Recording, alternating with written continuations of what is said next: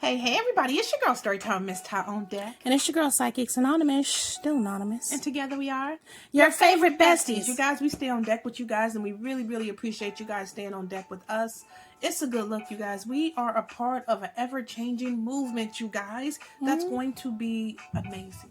Yes, indeed. So, I want to say, Anonymous, I want to say thank you guys so much for being on the ground zero floor of it all, creation at the root or whatever else, and will become epic and the empire blows up. You guys can honestly say you have front row seats. Yeah, you was there from ground zero. Anonymous, right? What do we have on deck today? Crazy. Okay, New York man fakes death to avoid jail, but I'm ready for that one. But a typo gives him away. He fakes death. A typo? A typo on his death certificate is what gave him away. A typo? Wait. He made his own death certificate? Don't tell me he made his own death certificate. Clearly it was a fake death certificate, and the typo on it is what gave him away. Who made the death? Okay, get into the story. It could have been his lawyer, from what we know. Who knows? But it says the phony death certificate his lawyer submitted had a glaring spelling error. Don't you think the lawyer should have detected that? And his lawyers, they was in cahoots, huh? It sounds like it. Let's get into it. Okay, this comes out of great old New York. In New York! Exactly. Completely offbeat. But anyways,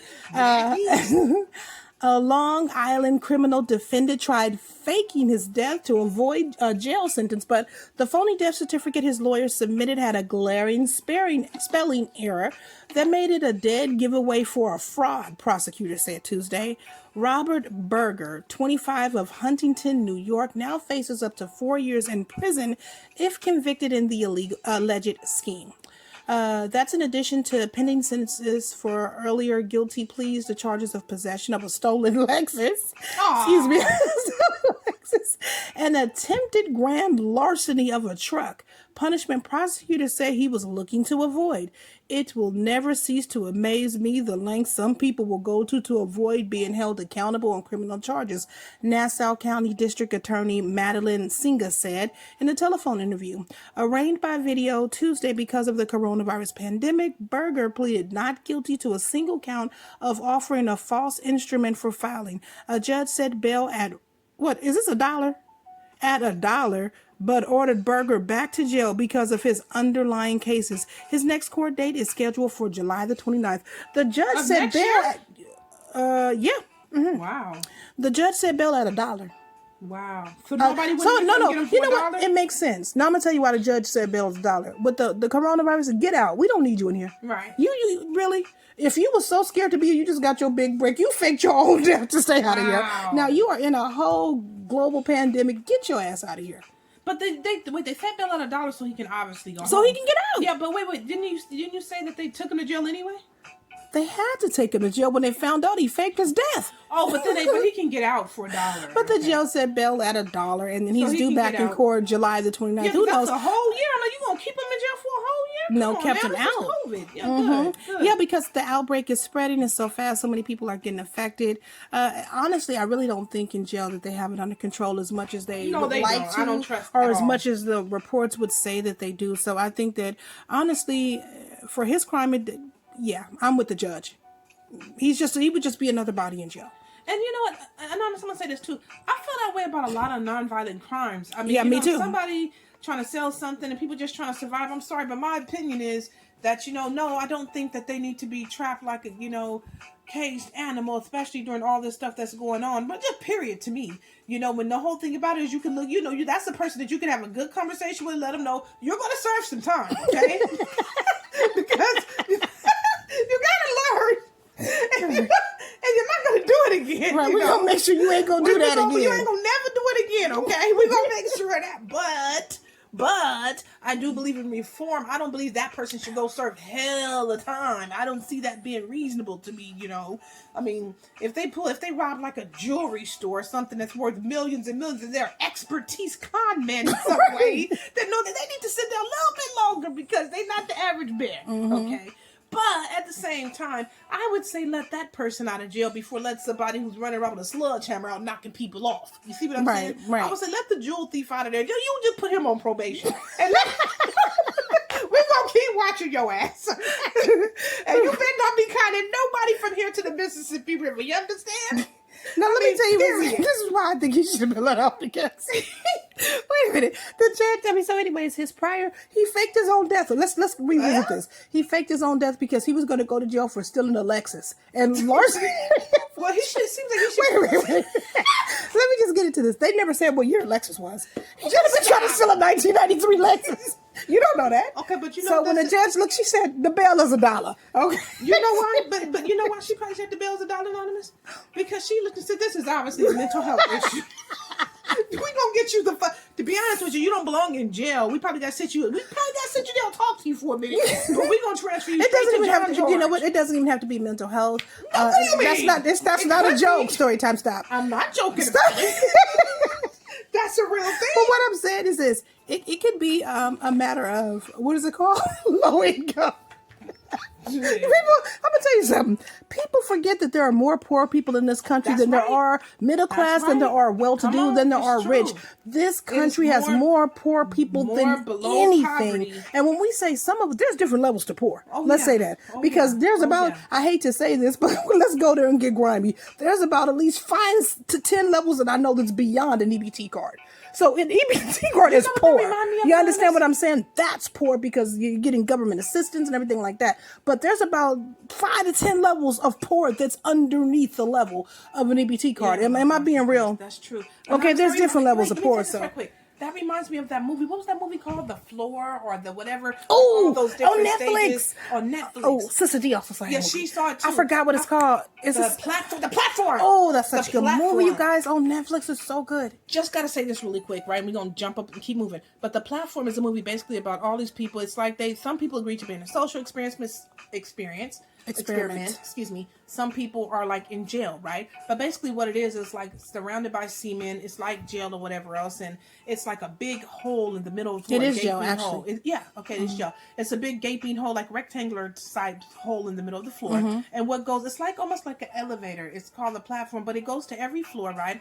And you think about it, it starts at the top floor and it works its way down, I believe. And it has they ask you when you first come in the interview process, what's your favorite food, right? Any food that if you say, I love chocolate cake, everything about chocolate cake turns me on, boom. Chocolate cake can be put on the platform, right?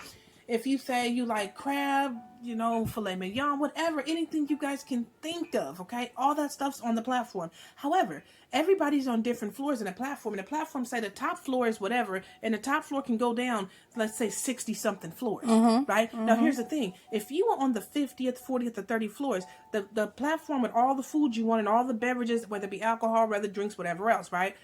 Everybody on the first floor on down, they get to eat everything they want within a certain time frame. Then the platform goes down to the floor. They only get minutes, like 3 minutes or something. They get to eat everything they want, right? Everything they can within that time. Everything within they want, right? Now keep in mind, if they try to keep anything from the platform throughout that time, there's consequences, right? But so it keeps going down. Now, if you're on a 40th or 30th floor, look at all those leftovers. Yeah. Look at everybody done touched it. Slop. People were spitting in it when they were finished because it was going down to level before them. But from my understanding, people change floors throughout the platform. So if you're spitting on stuff to the people up under you, what happens when you're the people under them? You can't, exactly. Okay? But it was a crazy little movie, but it made me think about it because of what we were just talking about.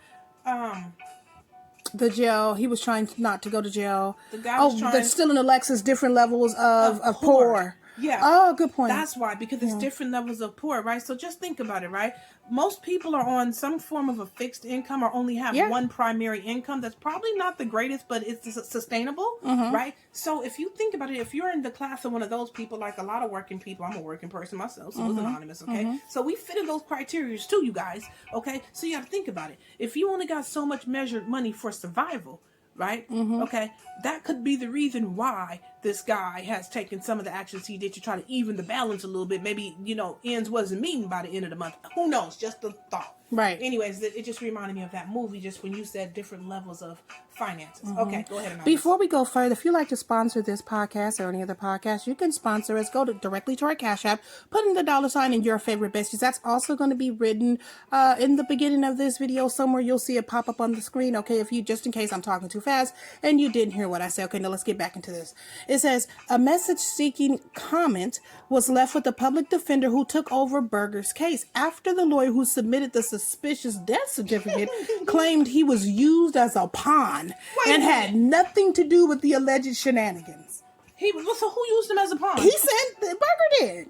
Well, how did Berger use you as a pawn if you're the lawyer and he's not? So you knew the laws to which you broke. Basically, this is what he's saying. He's saying, as far as the fake death certificate is concerned, Berger came up with all that. He didn't know that was a fake death certificate. My question is, you knew he wasn't dead when he gave you the certificate. They never said he gave it to him. That was going to be my question. My question was going to be, who gave him that death certificate? And did you legitimately believe that man was dead? Or were you just kind of like, okay, I'm going to do you a solid. I'm just going to give it to him. We're going to see what happens. I think he's going to feign ignorance right now and just see how far he can get away with it and move himself away from the scope of, you had something to do with it. I think that's what he's trying to run away. You know. Oh. Okay, because the lawyer can face being disbarred if he's found guilty, he or she. Okay, right. And he's a public defender. Let's go on. It says, scheduled to be sentenced to a year in jail last October on the theft-related charges, Berger fled the state while taking steps to convince his then lawyer, prosecutors, and the judge that he had killed himself, including allegedly using his fiancée, to pass along a bogus death certificate. Prosecutors say, I was just saying who gave the certificate. So it was his fiancée. She's an accomplice in this. Well, okay. She's going to face jail time. That's really sad for her, or him. I don't know. It's sad for whoever his fiance is. Okay. It says, at first glance, Berger's purported death certificate looked like an official document issued by the New Jersey Department of Health, Vital Statistics, and Registry, but there was one big problem. Registry was spelled, they misspelled registry. Okay, just real quick. Registry is spelled Registry. On the certificate, they spelled it. This is why being illiterate don't help nothing. Regsit. Or he wrote that himself. He said how to spell it, but anyways, it's that prosecutor said. There were also inconsistencies in the font type and size that raised suspicions, they said. The real New Jersey Department of Health, Vital Statistics, and Registry confirmed that Berger's death certificate was fake, prosecutor said. Berger was alive but not entirely well. While supposedly dead, he'd been arrested in suburban Philadelphia on charges including allegations he provided a false identity to law enforcement and stole from a Catholic college. He was sentenced in January to up to a year in jail, according to Pennsylvania court documents. Okay. So let's wrap this up. Berger's case was reminiscent of one 6 years ago in which a former Coast Guard petty officer turned shoe salesman posed as a former military lawyer soliciting clients and appearing in court.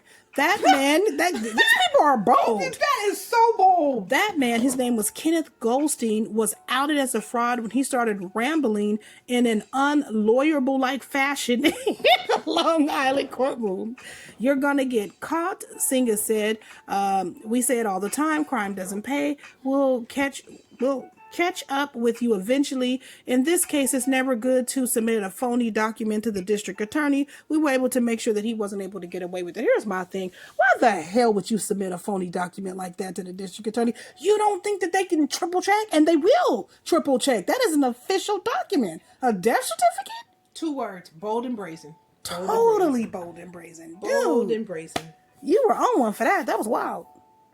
Yeah, that was wild. So, well, you know what happens that is anonymous. Look, you guys, if you guys line up the comments and let us know what you guys think about this. Okay, if you guys have show ideas or you guys would like to send us fan mail, you guys can do that. But dip it on over to YourFavoriteBesties13@gmail.com, and we'd love to see you there. Anonymous, let's wrap this baby like a burrito.